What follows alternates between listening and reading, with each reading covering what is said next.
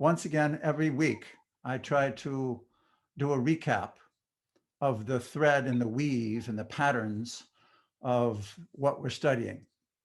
So if we go back to the beginning of this conversation between Brahma, the creator of the universe, and his son Narada, what happened was that Narada, seeing the power of Brahma as the original person in the universe, the creator of everything in it, wondered, are you the supreme or are you not the supreme? I know that you've undergone great austerities. Why would you do that if you're the supreme?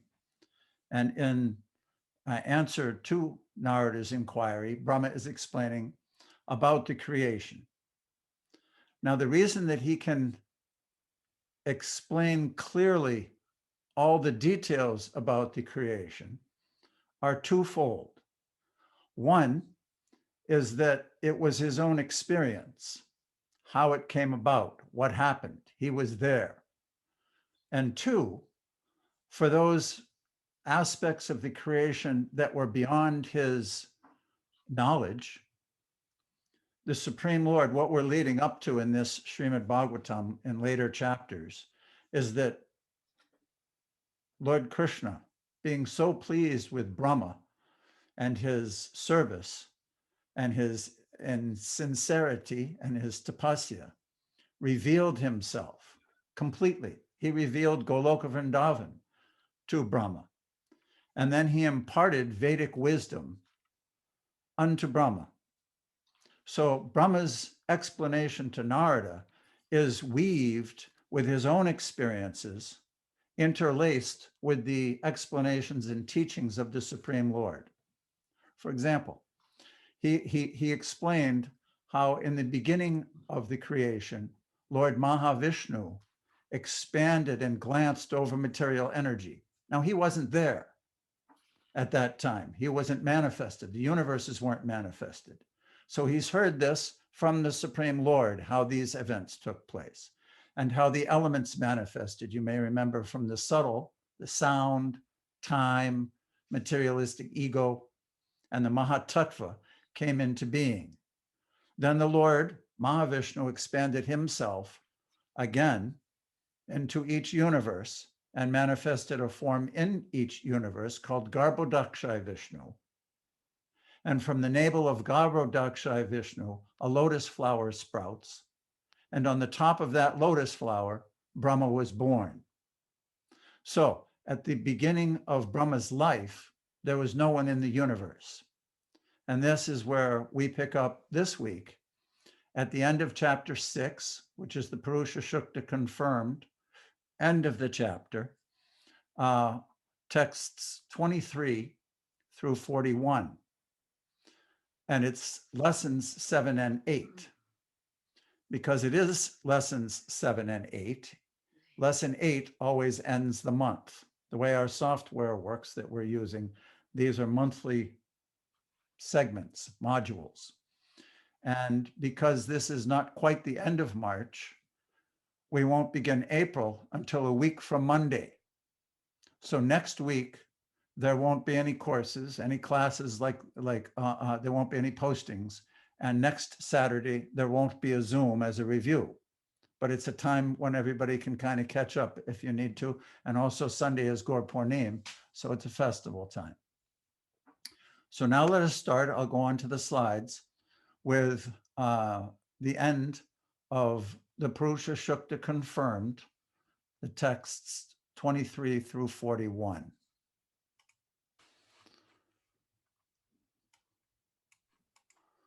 You can read first. Yes. Okay, Chapter 6. Who's after me? Pritam, then Okay. Manvantara. Chapter 6, Purusha Sukta confirmed, the second description of the universal form, vibhutis of the Lord. Srimad Bhagavatam, second canto, chapter 6, text 23. Lord Brahma continues. When I was born from the abdominal lotus flower of the Lord, the great person, I had no ingredients for sacrificial performances except the bodily limbs of that great personality of Godhead. Purport by Srila Prabhupada. Brahma, the firstborn living being, is born out of the abdominal lotus flower of the Mahavishnu plenary expansion of Lord Krishna. The abdominal lotus flower is part of the Lord's bodily limbs, and Brahma is born out of the lotus flower. Therefore, Lord Brahma is also part of the Lord's body. Brahma, after his appearance in the gigantic hollow of the universe, saw darkness and nothing else. He felt perplexity, and from his heart, he was inspired by the Lord to undergo austerity, thereby acquiring the ingredients for sacrificial performances. Thus, Brahma created even the sacrificial ingredients out of the bodily limbs of the Garbhodakshaya Vishnu, which means the cosmic order was created by Brahma himself. Also, nothing is created out of nothing, but everything is created from the person of the Lord. The Lord says in the Bhagavad Gita, 10:8, Aham sarvasya prabhavo, matak sarvam pavartate. Everything is made from my bodily limbs, and I am therefore the original source of all creations. Go ahead, Pritam. Purport continued. The impersonalists argue that there is no use in worshipping the Lord when everything is nothing but the Lord himself. The personalist, however, worships the Lord out of a great sense of gratitude, utilizing the ingredients born out of the bodily limbs of the Lord. The fruits and flowers are available from the body of the earth, and yet Mother Earth is worshipped by the sensible devotee with ingredients born from the earth. Similarly, Mother Ganges is worshipped by the water of the Ganges, and yet the worshipper enjoys the result of such worship. Worship of the Lord is also performed by the ingredients born from the bodily limbs of the Lord, and yet the worshipper, who is himself a part of the Lord, achieves the result of devotional service to the Lord. Before we go on, it's interesting that the word austerity is used here. And we see that by the process of austerity, everything in this world is accomplished. Everything. Everything requires austerity. And this was the first thing that Brahma had to perform. So we'll go on with Manvantara and then Aesop. Can you read after her, please? For performing sacrificial ceremonies, one requires sacrificial ingredients such as flowers, leaves, and straw, along with sacrificial altar in a suitable time, spring. Other requirements are utensils, grains, clarified butter, honey, gold, earth, water, the Rig Vedas, Yagur Veda, and Sama Veda, and 4 priests to perform the sacrifice.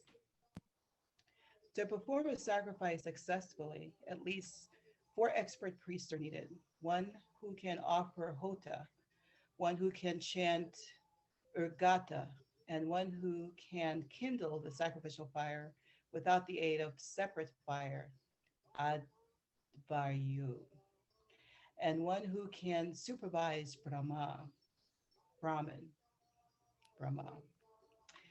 Such sacrifices were conducted from the birth of Brahma, the first living creature, and were carried on till the reign of Maharaj Yudhishthira. But such expert Brahmana priests are very rare in this age of corruption and quarrel, and therefore the present age only, the yagna of chanting the holy name of the Lord is recommended. The scriptures enjoin, Hare Nama Eva Kevalam, Kalu Naistieva Gaturanyata. Just to clarify, these names, Hota, Udgata, Advaryu, and Brahma, are designations for different departmental heads in the performance of a sacrifice. The one who offers is a Hota, the one who chants is the Udgata, the one who who lights the fire is the Arvayu, and the one who supervises is the Brahma, known as Brahma. It's just a name, a title. Who's next, Sama? I think I am. Sama, you're muted. Oh, Sorry. Yeah, Aesop is next, and then Nanda. Is that, Okay. was that you, Aesop? Yeah. yeah, that's me. Okie doke. Srimad Bhagavatam 2:6-26. Other necessities include invoking the different names of the demigods by specific hymns and vows of recompense in accordance with the particular scripture for specific purposes and by specific processes. Purport. The whole process of offering sacrifice is under the category of fruitive action, and such activities are extremely scientific. They mainly depend on the process of vibrating sounds with a particular accent. It is a great science, and due to being out of proper use for more than 4,000 years, for want of qualified brahmanas, such performances of sacrifice are no longer effective, nor are they recommended in this fallen age. Any such sacrifice undertaken in this age as a matter of show may simply be a cheating process by the clever priestly order. But such a show of sacrifices cannot be effective at any stage. Since the ultimate aim of life is spiritual realization, the direct way of invoking the holy name of the Lord, as mentioned above, is precisely recommended by Lord Chaitanya, and people of the modern age can easily take advantage of this simple process, which is tenable for the condition of the complicated social structure.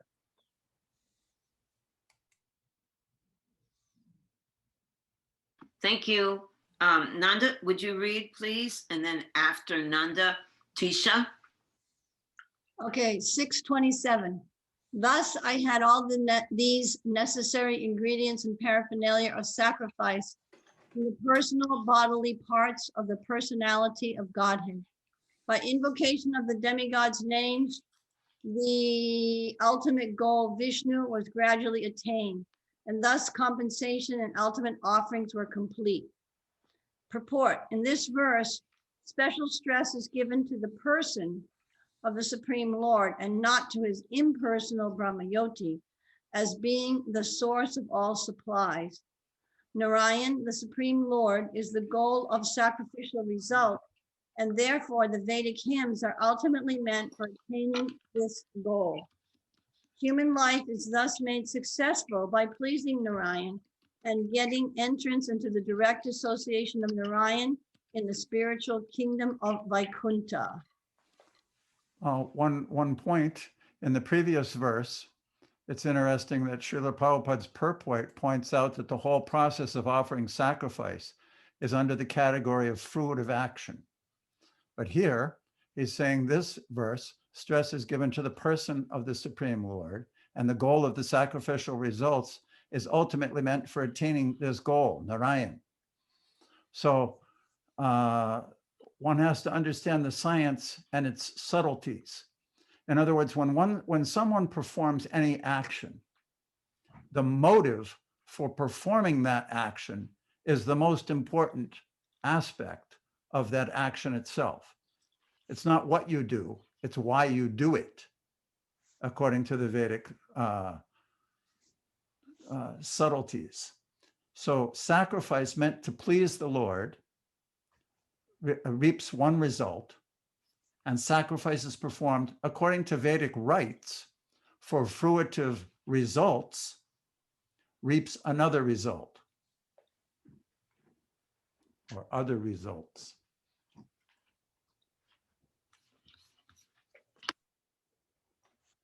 Who's next, Samapriya? Me. Okay, go ahead. You're still muted, Sama. Okay, I'm sorry. Tisha, you're next, and Karna, you're after her. Thank you.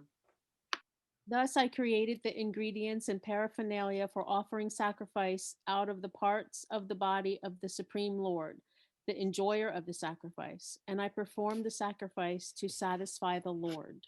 Purport. Brahma, the original living being within the material world, taught us the way of sacrifice. The word sacrifice suggests dedication of one's own interests for satisfaction of a second person. That is the way of all activities.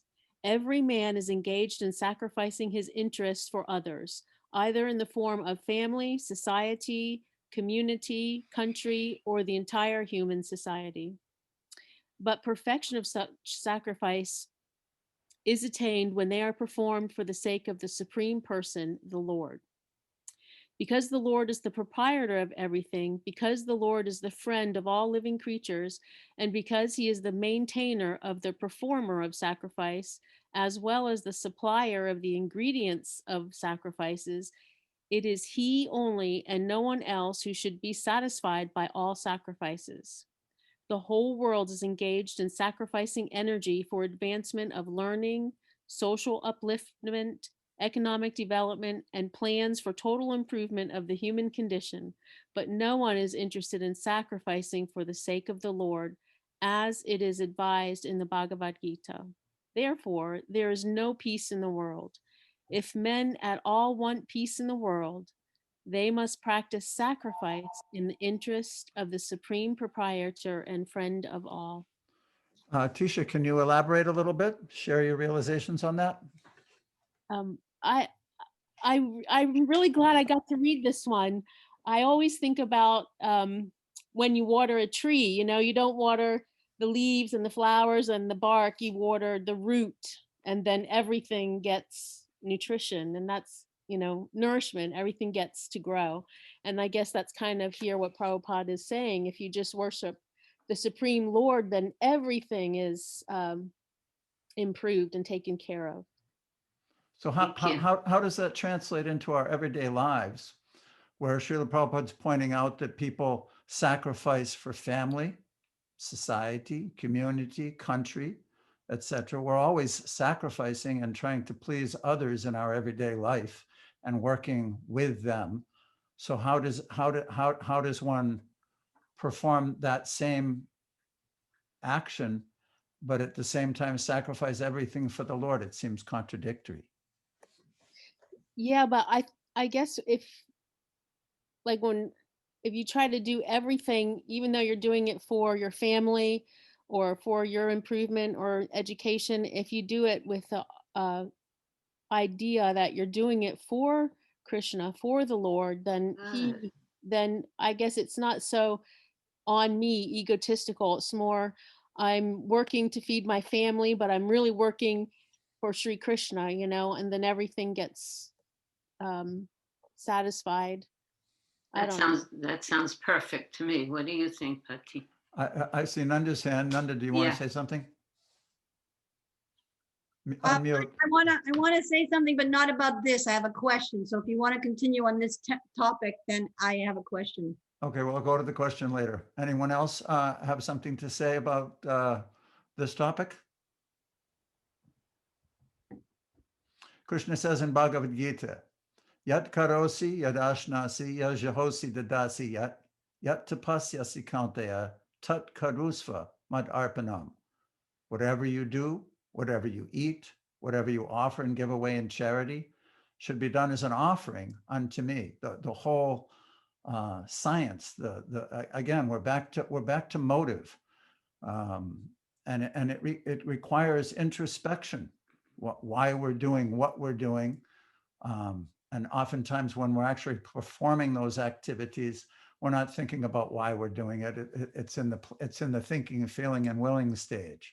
But that's why chanting every day, praying to the Lord at times of meditation allows us to refine our sentiments so that we can focus on doing things for his pleasure, even in these so-called daily natural activities. I'd like to add something. Prabhupada often gives the example of watering the tree. And watering the tree you water the root of the tree, and thereby all the leaves and everything gets the benefit. Yes, The Tisha fruits started and the with flower. that. Yeah, that's right. Oh, I must have Nanda, gotten it what was wrong, your too. question? My question is in regards to a couple verses back, and it might pertain to what you just said too. You might have the answer right there, but I'd like to hear it directly. So according to what I understood a couple of verses ago in the purport, how, you know, in the age of Kali, this performance of fire yagyas, and that's how I understood it, sacrifices, is for show only.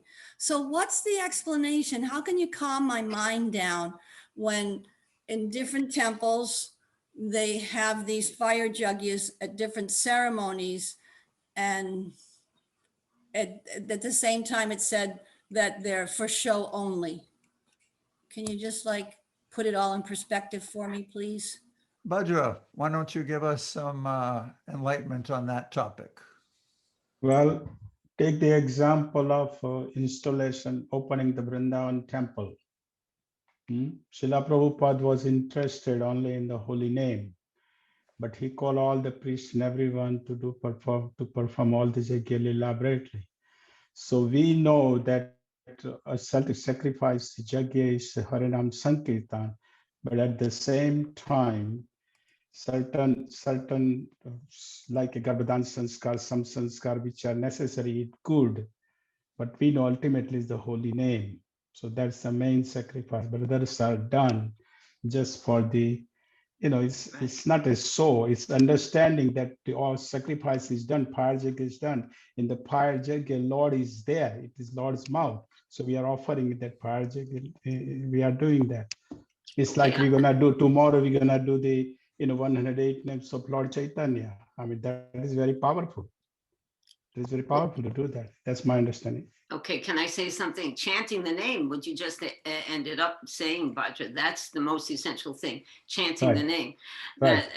That the fire sacrifice is generally to attract the public. It's general, and if, but we are, yeah, it could get confusing, but we have to remind ourselves that the prime benediction for humanity at large is chanting the holy name, and it's not substituted by the fire yajna. So if devotees are attracted to that rather than chanting, then there has to be some explanation that the potency of the holy name is what we have in this day and age. And the potency of the fire yajna, we are saying everything wrong. We're so disqualified in this age, really. Prabhupada, I just heard on a tape show, Prabhupada was saying that you are all born from Mleccha families. You are none of you qualified. We are not qualified, but we are qualified to chant the holy name, and that is the prime benediction. So you're right, Nanda, it is a confusing thing, and it's up to us to, as devotees, to encourage each other that this fire yajna is not the essential thing. It is a tool to attract the public, but our main focus must be on chanting. My understanding also is that to perform a proper Vedic yajna, fire sacrifice, there were tests to see if it was effective. And that was that they would sacrifice an animal, and the animal, again, right there in front of everyone, would be reborn and receive a new body because the chanters and the sacrifice was done so perfectly. Now, because that cannot be done by anyone, no one has that potency. Nobody's that pure. Nobody can manifest the ingredients nor the chanting of the mantras so exactly. So because it's impossible to perform those yajnas, they're not effective. It's a fake. The names of Krishna chanted during those yajnas are what's most pleasing to the Lord. They're the effective element. Not that the other things are fake. I don't want to denigrate that, because we see, like Bhadra pointed out, not only in Vrindavan, but around the world, when Srila Prabhupada installed a deity, he would perform different yajnas. When he gave initiations to devotees, he would perform a fire sacrifice. This enhanced the importance of their vows. But overall, the efficacy of a Vedic mantra or Vedic sacrifice, a fire sacrifice, doesn't have very much effect in this age, other than the chanting of the name. So that's my understanding. Thank you. Thank you. I have a comment. Okay, go ahead. Well, I mean, it's. I want to say that it's unfortunate that some of these deviations are creeping into the ISKCON temples. I've seen these fire yagyas in Indian temples. This is basically to attract the crowd, you know, because devotees, not devotees, like people come with so many intentions, their desires, and we are trying to cater to every one of them, you know. So I have seen some of these fire yagyas being performed at temples so that we can appease all these crowds. So I don't think Srila Prabhupada would have appreciated that, but it is what it is. As long as we follow it up with the chanting of the holy name, really, as long as we follow it up, because people are attracted to different things. That's the wonderful thing about devotional service. There's something for everyone. All propensities can be engaged, but we have to understand the basic adherence to the Yuga Dharma. That reminds me of the example when I first started doing book distribution. We had Back to Godhead magazines, and we would sell incense along with the magazines. We would sell the incense and give the magazine, because doing the direct magazine was a little difficult at that time. We were just new, learning how to do it, but that attracted people. So in the same way, what we're all kind of agreeing is that when we perform a sacrifice, it brings people to the temple, it gets them involved in this Vedic rites, and subsequently they end up chanting during the sacrifice. But even in ISKCON, we have a whole department that specializes in yagyas and, you know, installation, all these complicated installations, and right? Isn't it Keshava? Forgot his name, but oh yeah, they do all these sacrifices that are based maybe on South India. You know, sometimes this can be a very big distraction, actually, for one who is serious to just simplify his life and go directly and follow directly the path of the six Goswamis. But not everyone wants to do that. So there is a place for everyone in Krishna consciousness. But we should always remind each other that in place of the Yuga Dharma, in place of the Harinam, there is no substitute if you want to achieve self-realization and love of God, because we can't perform these things perfectly, no matter what kind of sacrifice you do. There's always some fault. So I think if it's okay, if no one has anything else to add, we'll go on with Karna, and then Bhadra, you can read. Okay, Karna, just one point. At this point in the story, or in his narrative, Brahma kind of jumps ahead now after different planets and people have been manifested. Previously, he was just talking about his birth from the navel of Garbhodaksha Vishnu, gathering ingredients. Now some of the creation has been established. All right. So now we're at Srimad Bhagavatam 2:6-29. My dear son, thereafter your 9 brothers, who are the masters of living creatures, perform the sacrifice with proper rituals to satisfy both the manifested and non-manifested personalities. Purport by Srila Prabhupada. The manifested personalities are the demigods, like the ruler of the heavenly kingdom, Indra, and his associates, and the non-manifested personality is the Lord himself.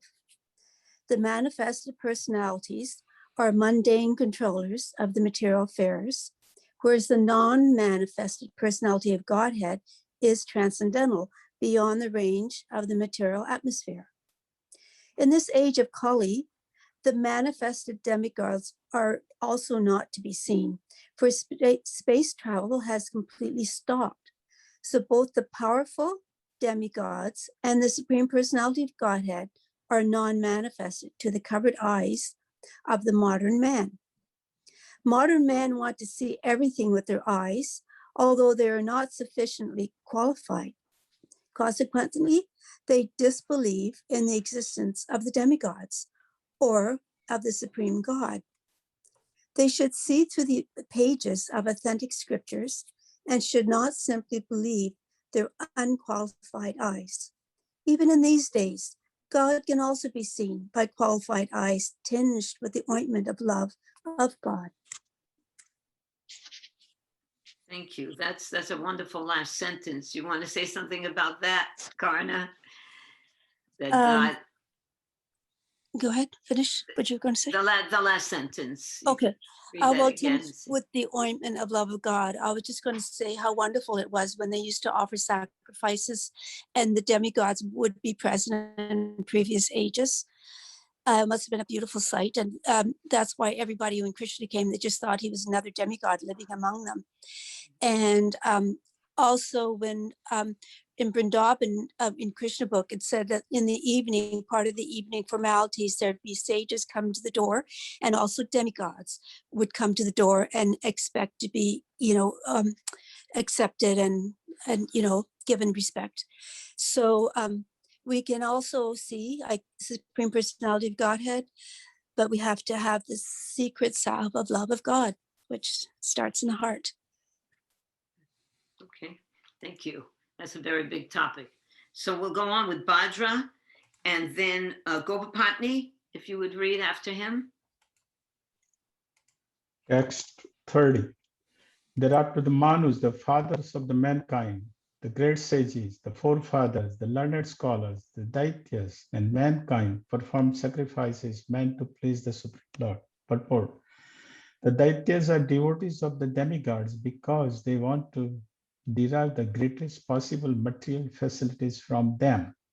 The devotees of the Lord are Ekanishta, or absolutely attached to the devotional service of the Lord. Therefore, they have practically no time to seek the benefits of the material facilities. Because of the realization of their spiritual identity, they are more concerned with spiritual emancipation than with material comforts. That's wonderful. Just one more thing.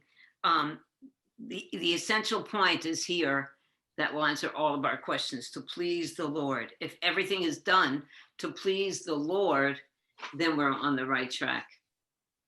Even if, so ultimately, I guess if it would be to please the Lord, you would want to perform the activity that would please him the most, which would be the chanting of the holy name. Hare Krishna. So we'll go on with Gopapatni, and then Ian, would you read after her? Gopa? Jai. Srimad Bhagavatam 2.6.31. All the material manifestations of the universes are therefore situated in his powerful material energies, which he accepts self-sufficiently. Although he is eternally without affinity for the material modes. Purport by Srila Prabhupada. Material energy is a potency of the Lord which is displayed in time, accepting the three qualities of goodness, passion, and ignorance in the forms of Vishnu, Brahma, and Shiva. The material energy thus works under the supreme spell of his lordship. Although he is always transcendental to all such material activities,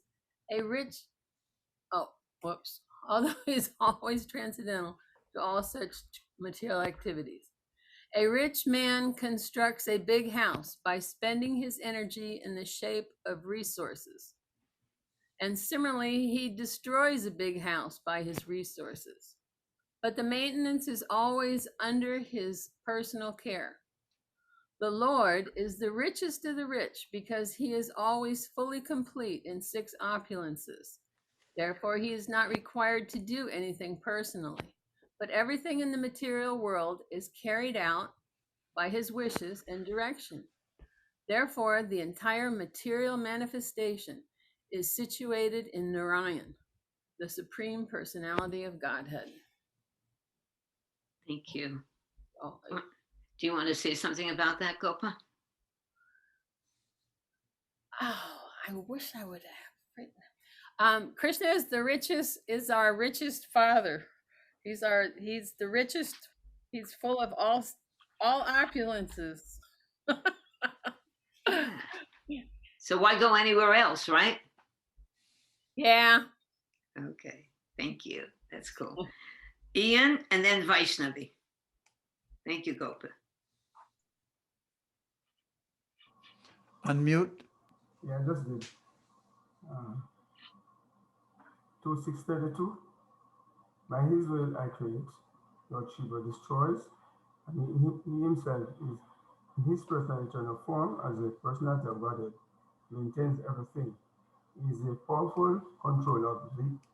Hati, what'd you do? Oh, sorry. Okay, sorry. Yeah, so he is a powerful controller of these three energies. Purport. Lord Vasudeva is everything as stated in Bhagavad Gita 7:19, Vasudeva Sarvamiti. Everything is Vasudeva only.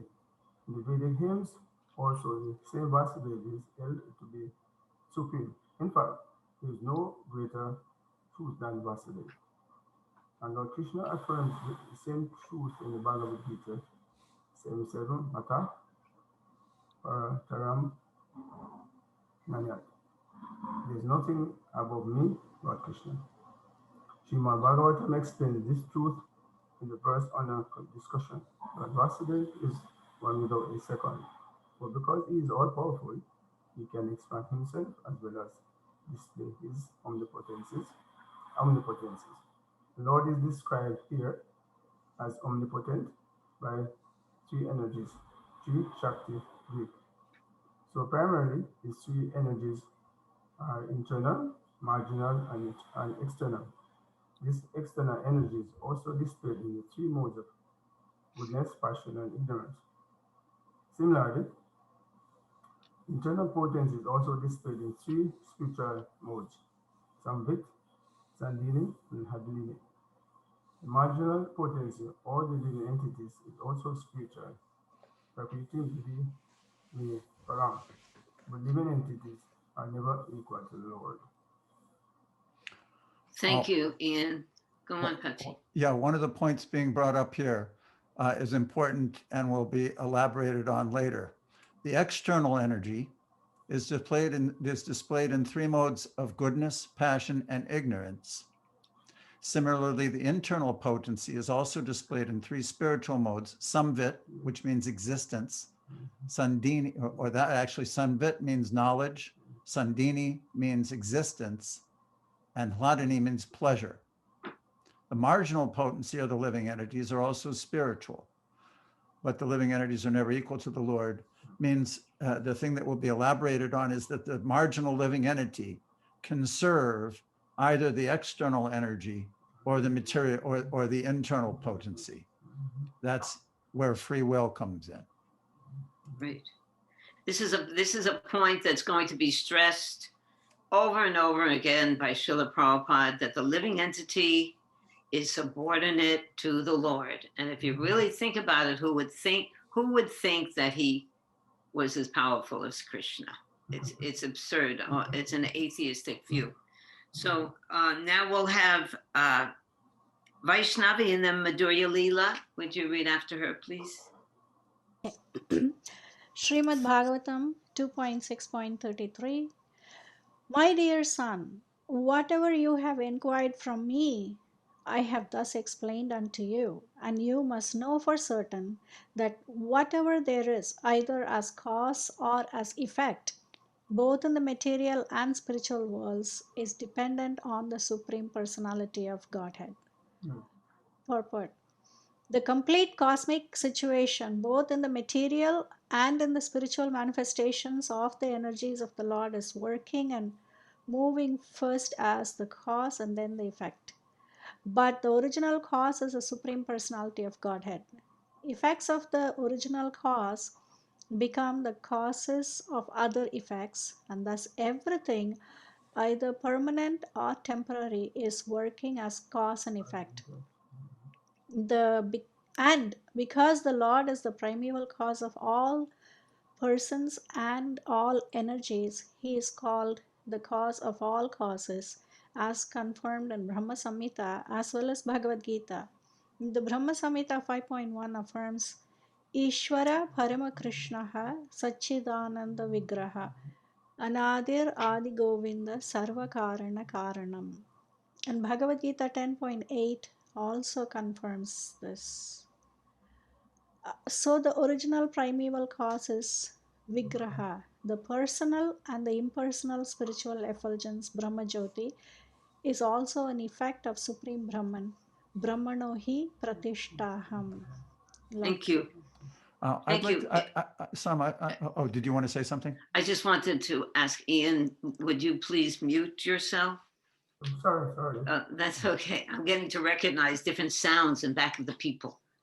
I wanted to hear Vaishnavi's realizations of this point of cause and effect and how that manifests in everything and why Krishna is called the cause of all causes.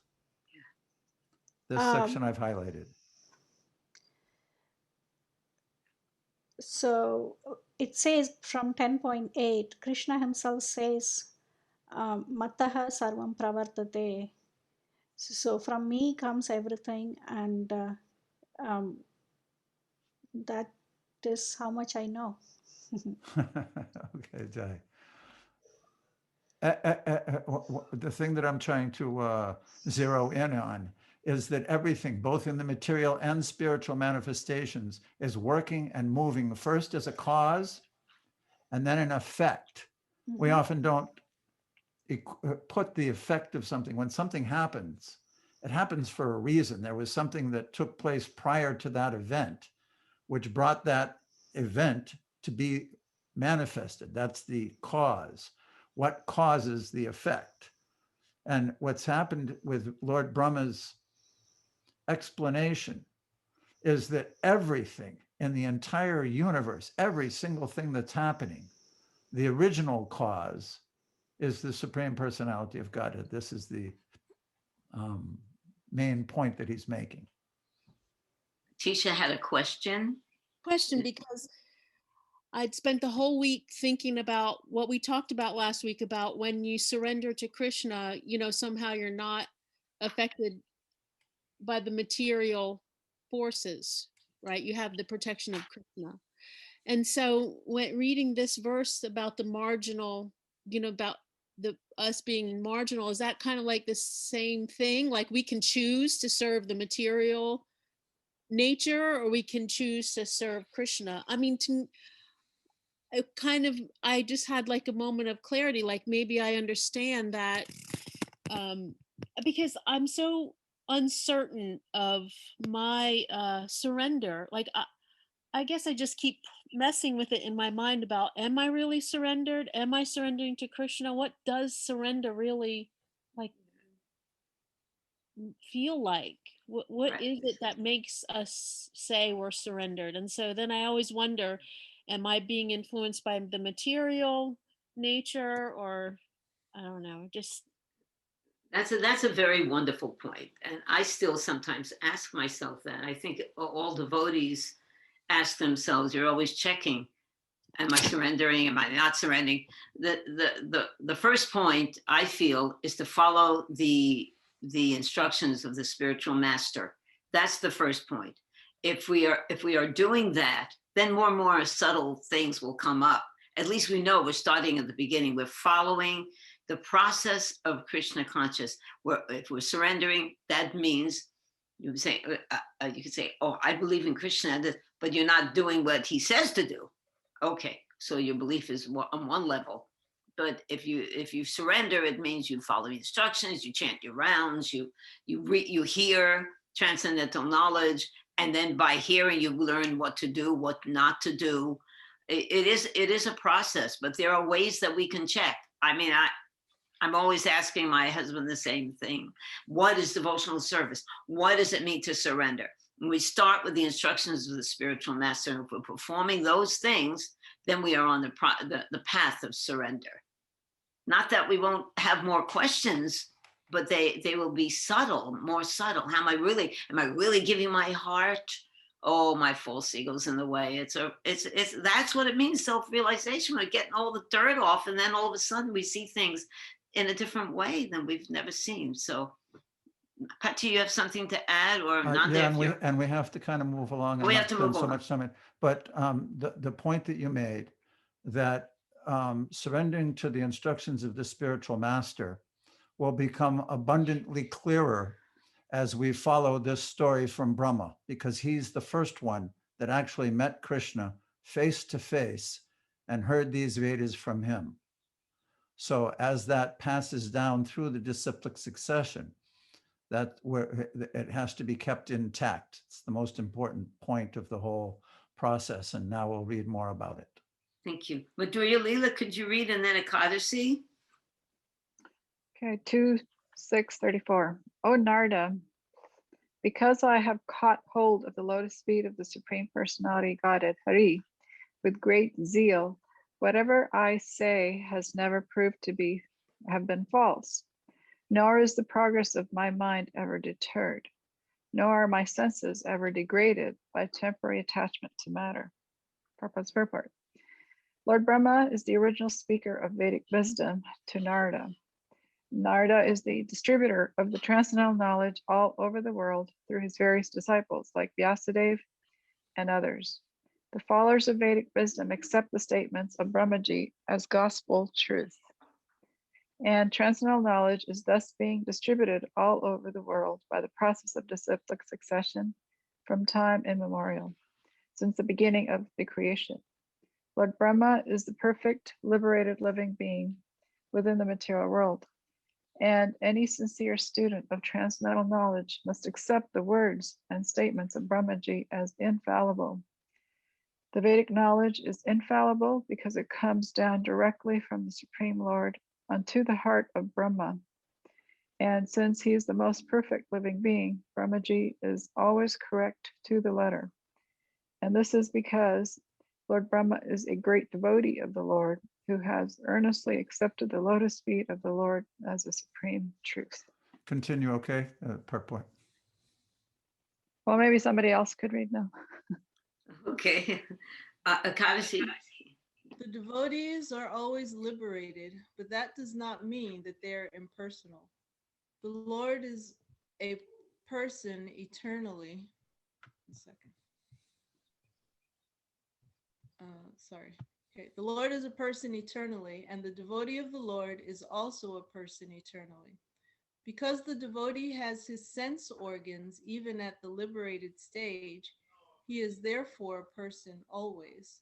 And because the devotee's service is accepted by the Lord in full reciprocation, the Lord is also a person in his complete spiritual embodiment. The devotee's senses, being engaged in the service of the Lord, never go astray under the attraction of false material enjoyment. The plans of the devotees never go in vain, and all this is due to the faithful attachment of the devotee for the service of the Lord. This is the standard of perfection and liberation. Anyone, beginning from Brahmaji down to the human being, is at once put on a path of liberation simply by his attachment in great earnestness for the Supreme Lord, Sri Krishna, the primeval Lord. The Lord affirms this in Bhagavad Gita 14:26. Mam chayovya bicharena bhakti yogena sevate sagunan samatityaitan brahma bhuyaya kalpate. Anyone, therefore, who is earnestly serious in heart and soul about being in intimate touch with the personality of Godhead in the relationship of transcendental loving service will always be infallible in words and action. The reason is that the Supreme Lord is absolute truth, and anything earnestly dovetailed with the absolute truth attains the same transcendental quality. Thank you. Just real quick, I know we're trying to move along here, but this verse, just put it back to the verse for 1 second, please. This verse where Lord Brahma says, nor is the progress of my mind ever deterred, nor are my senses ever degraded by temporary attachment to matter. somehow that really hit me. This verse is probably one of the most important verses at this time. Okay, go on with Narayan, and then we'll start with Pritam Day again. Srimad Bhagavatam, Canto 2, Chapter 6, verse 35. Although I am known as the great Brahma, perfect in the disciplic succession of Vedic wisdom, and although I have undergone all austerities and am an expert in mystic powers and self-realization, and although I am recognized as such by the great forefathers of the living entities who offer me respectful obeisances, still I cannot understand him, the Lord, the very source of my birth. Purport. Brahmaji could understand the Lord to a little extent only when he was trying to serve him by the eagerness of his heart, which is the devotional service mode. Therefore, the Lord can be known only by the sincere mode of eagerness for service, and not by the amount of material qualifications as scientific or speculative philosopher, or by attainment of mystic powers. This fact is clearly corroborated in the Bhagavad Gita 18:54 and 55. One who is thus transcendentally situated at once realizes the Supreme Brahman. He never laments nor desires to have anything. He is equally disposed to every living entity. In that state, he attains pure devotional service unto me.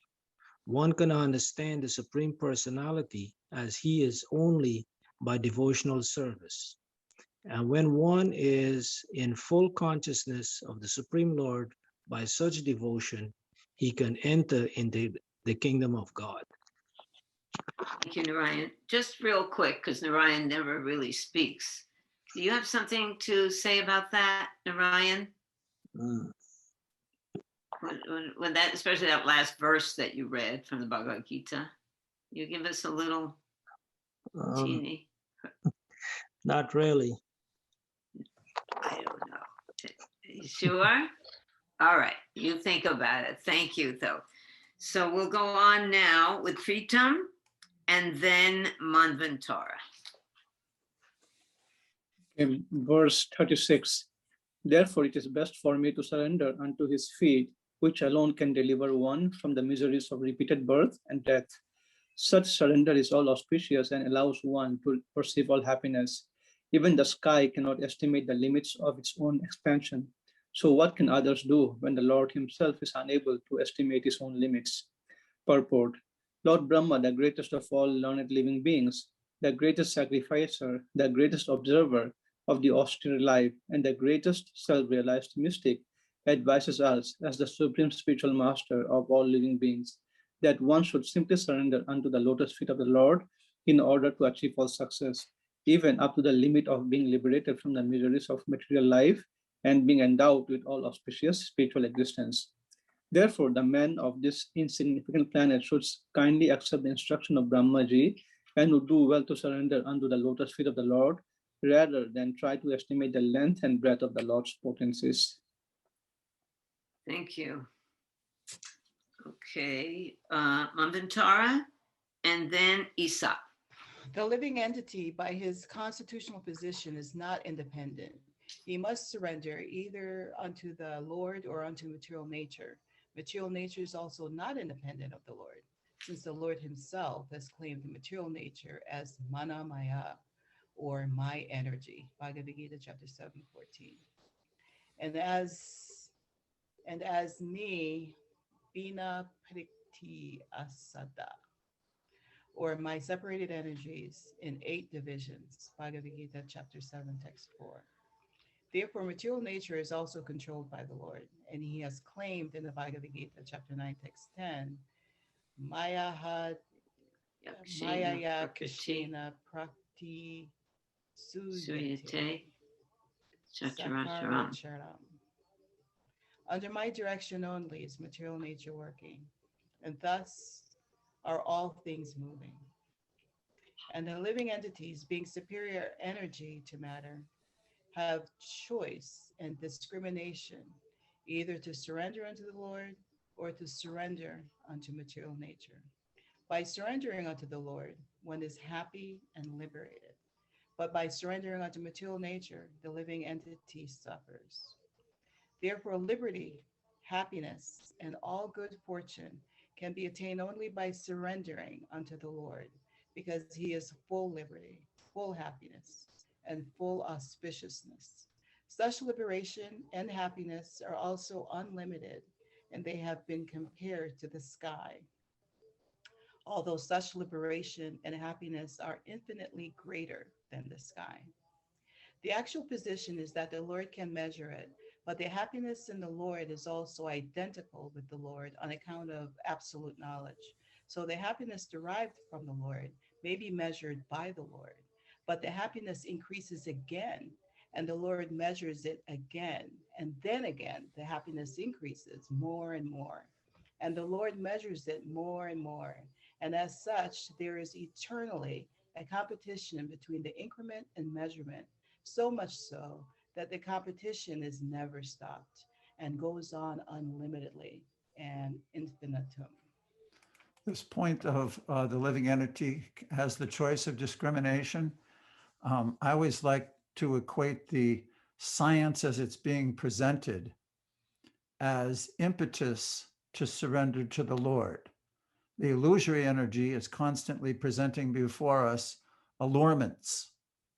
But if we understand the science, how this whole thing was created, what it is existent, how it's temporary, so many different features, then that part of the mind, the intellect, can defeat the illusion.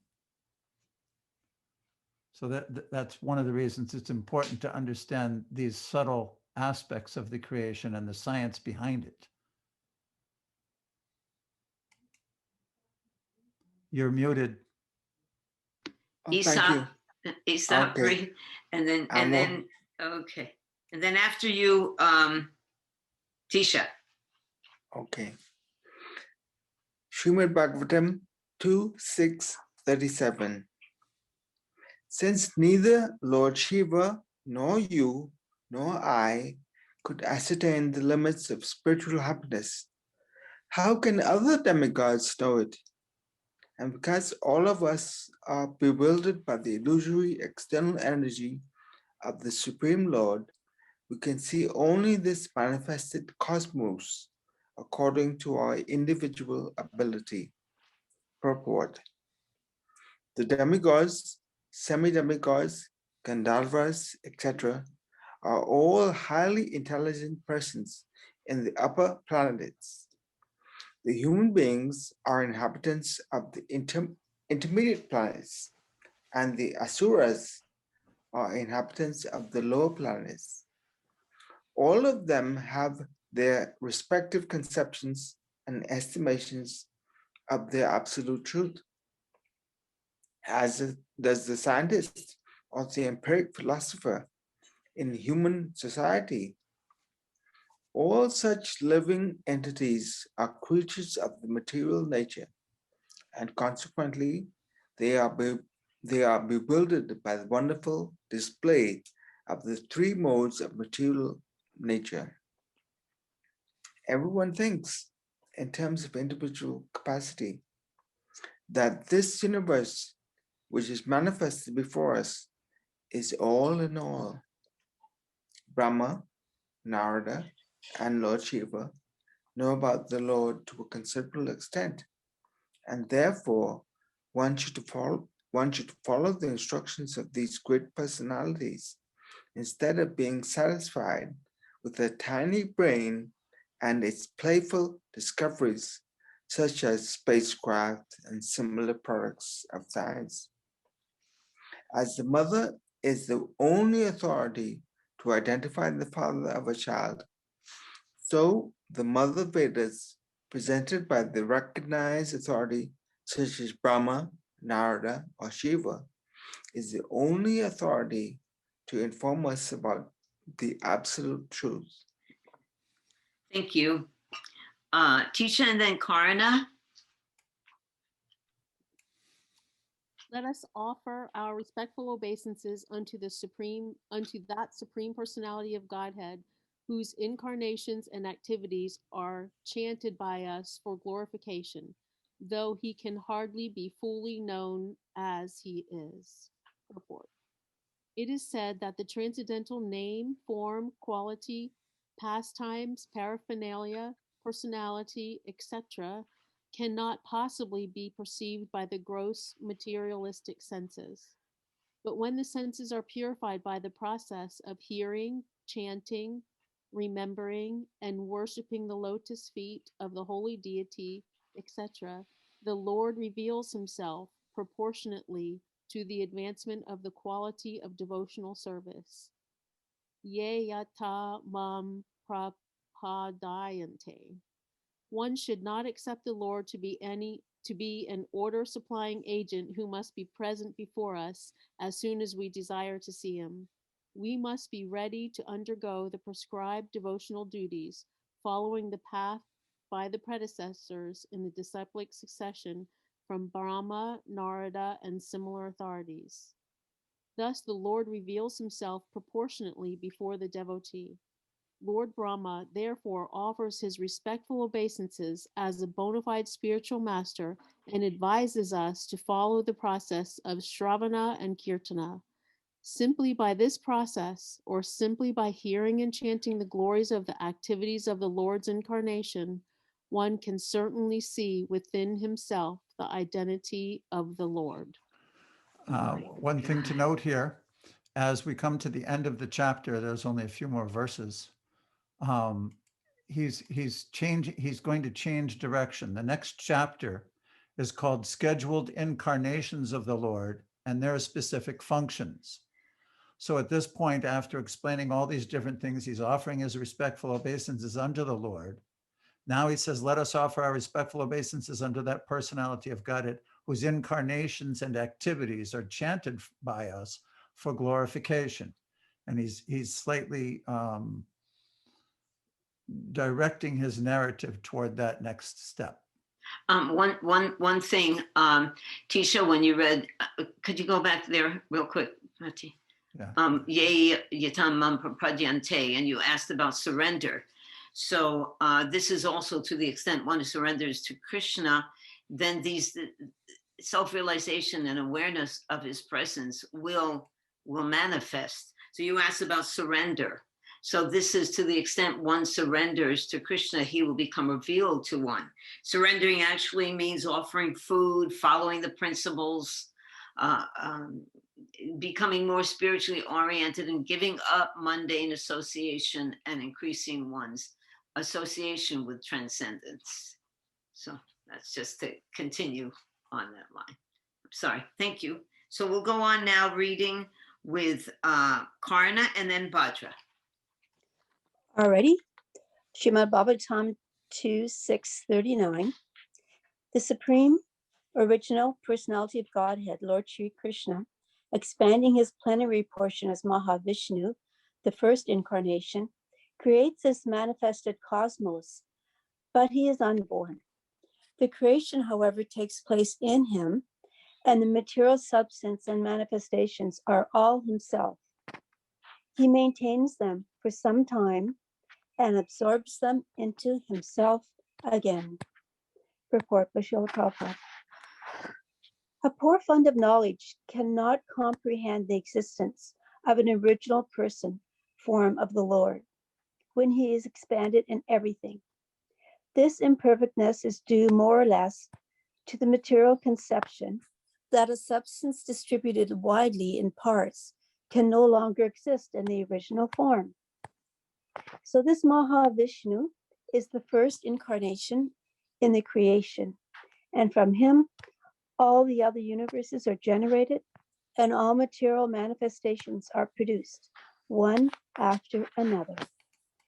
This particular aspect of the Supreme Lord is very important and brought out again and again in relationship to the impersonalists' concepts of what happens to the absolute truth.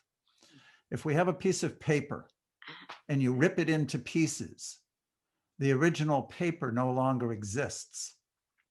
But that does not happen with the absolute truth. The absolute truth can remain a person, although he expands himself. He still remains an original person. Purnamidam, Purnasya, Purnamadaya, Purnameva Vishishyate. It's a feature of the absolute truth that's totally different from anything material. Thank you. That's perfect. So Bhaja, will you read, and then Vaishnavi?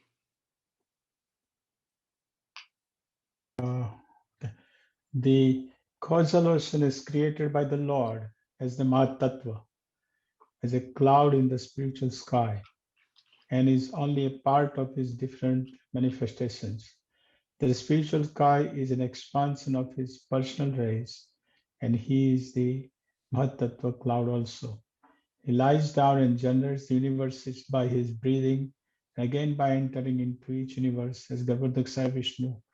He creates Brahma, Shiva, and many other demigods for maintenance of the universe, and again absorbs the whole thing into his person as confirmed in the Bhagavad Gita 9:7. Sarva Bhutani Kauntaya Prakriti Myanti Mamikam Kalpakshaya Punas Tani Kalpadau Visrajyami Aham. Son of Kunti, when the Kalpa or the duration of the life of Brahma is ended, then all the created manifestations enter into my Prakriti or energy. And again, when I desire, the same creation takes place by my personal energy. The conclusion is that these are all but displays of the Lord's inconceivable personal energies, of which no one can have any full information. This point we have already discussed. Want to elaborate a little bit, Bhaja? Yeah, this is creation. This is creation, maintenance, and annihilation, practically what he's saying. But of course, he is the creator. He's ultimately he's the creator. He's the maintainer. He's the annihilator. But he has given this creation, annihilation is given responsibility to Lord Brahma and Lord Shiva as a secondary creator. But he ultimately, his creation goes, and then his maintenance, annihilation, everything goes in his, and then again they come out, and they're living in it, come out according to their previous karmas. They are again given the same things, whatever they were desiring, and then again it goes on. So we are going on again and again and again in this material world. So let's get out. Okay, good idea. Thank you. Thank you. Okay, so we'll go on now with Vaishnavi and then Madhurya Leela. Okay. Srimad Bhagavatam 2.6.40 through 41. The personality of Godhead is pure, being free from all contaminations of material tinges. He is the absolute truth and the embodiment of full and perfect knowledge. He is all-pervading, without beginning or end, and without rival. O Narada, O great sage, the great thinkers can know him when completely freed from all material hankerings and when sheltered under undisturbed conditions of the senses. Otherwise, by untenable argument, all is distorted and the Lord disappears from our sight. Purport. Although after liberation, the living entity can become one with the same quality of existence as the Lord, his very tendency to become contaminated, which the Lord never has, makes the individual living entity different from the Lord. In the Vedas, it is said, Shuddham apapa vidham. The individual Atma becomes polluted by sin, but the Lord is never contaminated by sins. The Lord is compared to the powerful sun. The sun is never contaminated by anything infectious because it is so powerful. On the contrary, infected things are sterilized by the rays of sun. Similarly, the Lord is never contaminated by sins. On the contrary, the sinful living entities become sterilized by contact with the Lord. Thank you, Vaishnavi. That's very interesting. Sheltered under undisturbed senses. The senses can actually give us shelter if they are undisturbed by material nature. So that would be a really interesting experience. So now we'll have I think you said Madhurya Leela. Madhurya Leela and then No, Ian. this is the Oh, last sorry. one. Oh, this is the last one. Okay, Madhurya. In the Vedas, it is said that only the Lord alone exists, and all others' existence depends on him. He's the generating reservoir for everyone's existential capacity. He's the supreme truth of all other categorical truths. He's the source of everyone's opulence, and therefore no one can equal him in opulence. Being full of all opulences, namely wealth, fame, strength, beauty, knowledge, and renunciation, certainly he is the supreme person. And because he's a person, he has many personal qualities, although he is transcendental to the material modes. The Lord has no competitor, and he has nothing to fear from any other being, nor can anyone be equal to him. Although he is the root of all other beings, there are basic differences between him and other beings. Otherwise, there would have been no necessity for the statement in the previous verse that no one can know him 100% as he is. Nayam Vedanti Tatmana. That no one can fully understand him is explained also in this verse, but the qualification for understanding to some degree is mentioned here. Only the Prashantas, or the unalloyed devotees of the Lord, can know him to a greater extent. The reason is that the devotees have no demands in their lives but to be obedient servants of the Lord, while all others, namely the empiric philosophers, the mystics, and the fruitive workers, are all basically have some demand, and as such, they cannot be pacified. Thank you. Go on, Betsy. I was wondering if Madhurya Leela could explain this a little bit. How is it that empiric philosophers, mystics, or fruitive workers have demands? What are their demands? Well, they're doing it for their personal benefit, or some benefit, whereas the pure devotees, they're just doing it to please Krishna, so they're not expecting anything in return.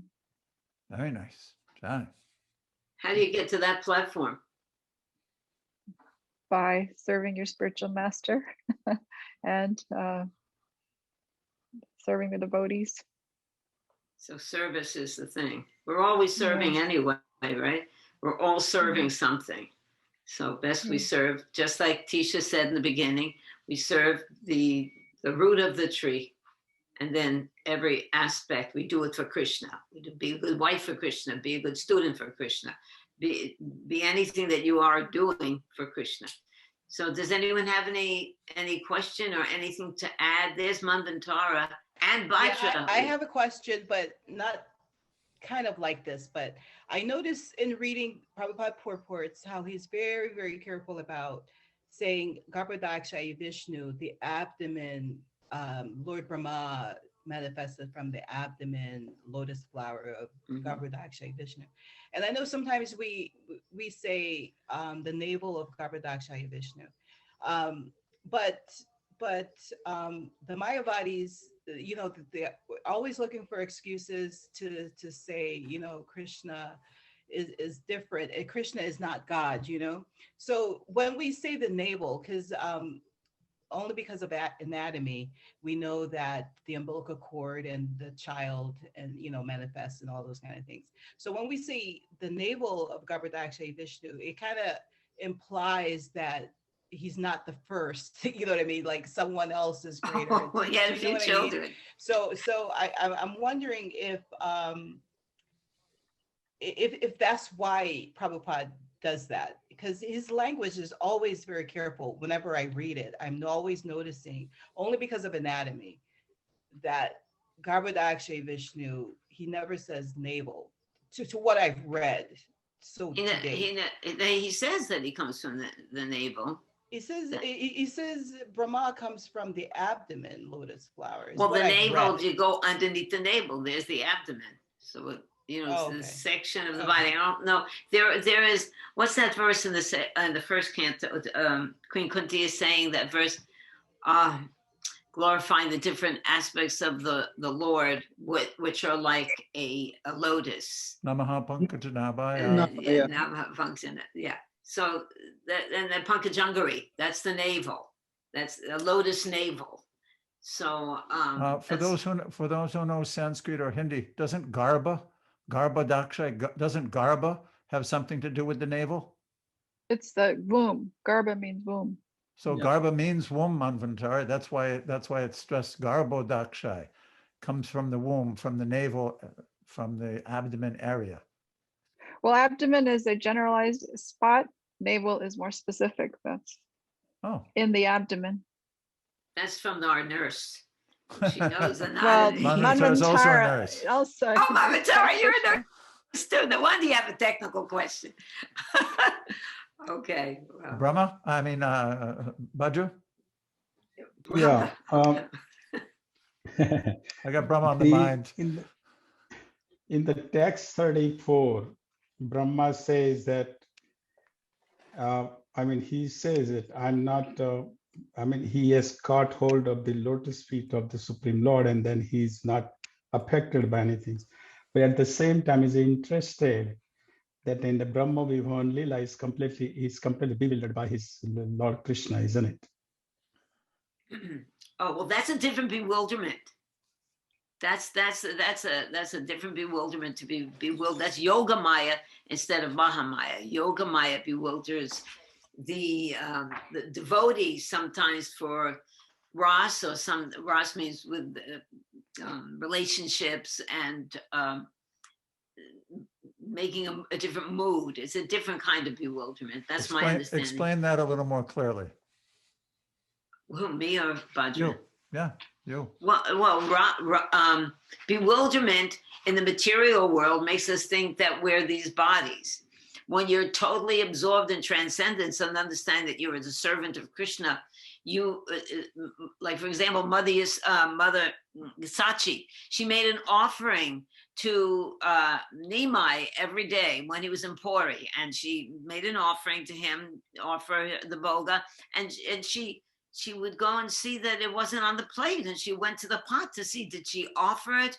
So that's not the illusory energy. I see your hand, but just a second. Yeah, but see, in case of Mother Sachi, she is the eternal associate of the Lord, and Brahma is just a living entity, like this Jiva. So how does he affected by Yoga in that pastime? Of course he's affected, because a pure devotee can be affected by Yoga Maya. That would be welcomed, a pure devotee being affected by Yoga Maya. You know, that's what we want to get into, that mood of service with Krishna. Yeah, but I understand the pure devotee of the Lord is affected by Yoga Maya, but Lord Brahma is just a post. He is a great personality, I accept it. But was he in that pastime, is he affected because of the Yoga Maya? That's my in the pastime where the cowherd boys were stolen, when we stole the cowherd boys and Krishna showed him his form. Right, That's Yoga Maya. That's totally 100% Yoga Maya. Yes. What do you think, Pati? Okay. I think it's an interesting question. Okay. I know that the Madhvacharya Sampradaya, which is also the root of the Gaudiya Sampradaya, it comes from Lord Brahma. It's the Brahma Sampradaya down to Madhva. They don't accept that chapter of Srimad Bhagavatam. They don't comment on it. They don't, because if he's Adi Guru and he's completely self-realized, then how did he become bewildered? So the question is there, and to be honest, I'd have to look up the Gaudiya commentaries on how Brahma became bewildered. It's not just an easy stamp answer. There's some mystery there, because he is a pure devotee. He's seen the Lord. He's seen Goloka Vrindavan. He even prayed for, when Mother Bhumi came to him and was distressed, they all went to the ocean of milk. They prayed for his appearance. He manifested, and now he's playing with his, and he completely doesn't know who he is. He sees him eating with his left hand off the plate of another cowherd boy, and he's thinking, how can this be the Supreme Lord? And he tests him. It's an interesting interaction, worthy of deeper study. When we read it in the Krishna book, and we read Prabhupada's Krishna book, it's always that referred to as Yogamaya. That this is Brahma was getting a little puffed up, and then he even asked to take birth as Das Thakur in his next incarnation. This from my understanding, Prabhupada indicates that is Yogamaya. But I could see some more proof. Did you have something to add to that, Bhadraji? Yes. No, Bhadraji. next question. Next one. Oh, next. Okay. Bhadraji never lets us get bored. Go on, Bhadraji. It's interesting that Brahma, he is given responsibility. Brahma is a secondary creator, and he is given responsibility to Shiva to annihilate. Then he is a maintainer, and at the same time, he is not affected by that by the material energy. That is kind of why wouldn't he give to someone else to maintain? What do you mean? It's He's material giving it energy. to a It's part. This is Krishna's play. This is what he does. This is what Krishna is doing. Prati, I can't understand it. You don't accept it. He's God. He can do whatever he wants. He can do this. He can partake in it. He expands himself. A different part of him can do it. He's like, if you question too much God's motives, then just have a little faith. Okay. But isn't Vishnu an expansion of Krishna, so that Krishna himself doesn't have to interact with the material energy? It's Vishnu who does it. Well, what do you mean have to? But What do you mean even have Vishnu to? is. Have to doesn't. He doesn't have to do anything. He doesn't have. No, he Krishna wants does to. it. His mercy is to create the material world, because people like us actually thought that we were Krishna. We thought we could. Madhurya Leela's point Oh, go on. is that Vishnu is the delegated plenary portion of Krishna dealing with the material world. Krishna himself is the supreme enjoyer, cowherd boy in Vrindavan, doesn't have to deal and doesn't deal with this Right. material world. He doesn't want to. Am I right, Madhurya? That's what you were pointing out? Yes. Yeah. And Bhadra, So what's the question? what's your question Yeah. in regard to that? What is your question, Bhadra? My question was that my question is that he has given this response Vishnu is doing, but at the same time, Vishnu is not affected. Just like Right. Brahma and Shiva, they are affected by the modes, but still Vishnu is not affected. And that's kind of interesting to see that he is just aloof, even though he maintains. Yes, because he is Vishnu Tattva. I have a question. If Lord Shiva is the greatest Vaishnava, how could you say that he's affected? He's also doing the service. And when these exalted personalities display aspects that it seems that they're involved in material energy, usually there's a different reason that has to do with Yogamaya. Like Lord Shiva, he was attracted to Mohini Murti. But who was Mohini Murti? Krishna incarnated as Mohini Murti. So he was attracted to her. So that, you can't say that's really Maya. So these personalities that we say Lord Shiva's, and even Brahma, who is the head of our Sampradaya, when they do things, it's a little bit different than when we do, and we're attracted to material energy. They are, of course, they're engaged in such a profound service to help the conditioned souls become released from this world. They're not in the same category. We're just conditioned jivas. Thank What do you. you think? Okay. Anyone else have something to Right. say or question? No one wants to. Oh, Bhadra again. Okay, this is the last one. What's up, Bhadra? You're on, Bhadra. No, this is not a question. This is not question with this. So next Saturday there is no Zoom class. Is No, that right? correct. Next. No, now we'll go into the next posting will be Monday, April 5th. So there's no. Oh, class take a next little week, break. No Zoom next week, yes. Everybody can take a little- fully So absorb up to themselves in what? Gurpurnim. But don't go to sleep So and up to don't not what? come. Okay, so up to what sloka in that? Can you please kindly tell me? Right. You're talking about May 5th, the next April, one. April 5th. Yeah. I'll send it out in an email. I don't have it right in front of me now. Okay, thank you. Well, Alright. it's we are completing chapter 6, and then chapter 7, verse 1 to 4. Thank you, Pritam. Okay. So up to on chapter 7 up to The text end of 4? chapter 6, which will describe Mahavishnu, the way that I segmented this particular ending of chapter 6 is because now he's describing incarnations, the incarnation of Mahavishnu. That description will continue in lesson 1 for April. And then the beginning verses of chapter 7, which is the scheduled incarnations, will begin. Up to what verse? Number 4? Yes, Prabhu. Okay. Thank you. Thank you. Okay. I mean, Lord Vishnu is not affected by the modes of nature because he is, like you said, he is expansion of Krishna. But as you said, Bhadra, that Brahma and Shiva are. Isn't that correct? Or I don't know. I can't imagine that they are affected by the modes of nature. I mean, we're talking pure devotees, the head of the Sampradaya. Lord Shiva is an expansion of Krishna.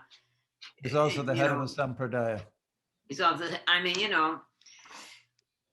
I would hesitate to say that they are affected. And if they are affected, it's in a different way. Maybe Yogamaya has something to do with it. But yeah, we can do some more research. I don't know where I read it, or maybe I was listening to a lecture where Prabhupada was saying that Krishna doesn't do everything, doesn't do it on his own. He has these three, Brahma, Shiva, and Vishnu. And Vishnu's the Vishnu Tattva, doesn't get affected by any of the, the modes, I guess. And right. But Brahma and Shiva are not 100%, so they. Well, what maybe about it's Advaita Yogamaya. Acharya? What about Advaita Acharya? He's Vishnu Advaita Acharya, he's Vishnu Tattva. Yes, He's also an described in the beginning. expansion. He's an expansion that facilitates the activities in the material world. Anyway, I think it'll happy be Gurpurnim. revealed. Yeah, everything will be revealed. Just we have to chant, and that's it. Just chant. It's simple for the simple. Chant Hare Krishna. It is Lord Chaitanya came to give this Yuga Dharma, and we're lucky that we receive it and have a wonderful Gurpurnim. Is Tisha still here? She had a Yes, raised hand. she's right there. Did you raise your hand, sweetie? I did. I don't know. Might any of you know about this talk? I think I listened to from Prabhupada where he was talking about Shiva being like 70%, like we're 84. marginal. 84%. 84%. I kind of always remember there was like a percentage that Prabhupada associated with Shiva. That was why.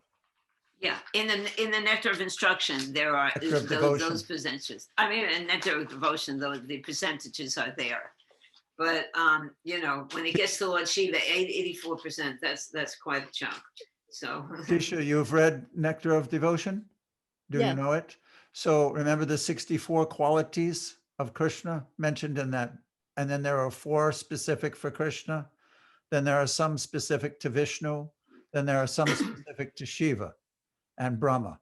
Those that's what those percentages are in relationship to. Oh, okay. Thank you. Right. okay, Hare Krishna, everyone. All right, Happy Hare Krishna, Gurpurnim. everyone. See you next time. Hare Krishna. Titanam Pavanebhyo Vaishnavebhyo Vaishnavebhyo Namaha. Namo. Happy Gurpurnim. Happy Jai Gurpurnim. Chaitanya Hare Mahaprabhu. Krishna. Jai Hare Bo. Yay. Hare Krishna.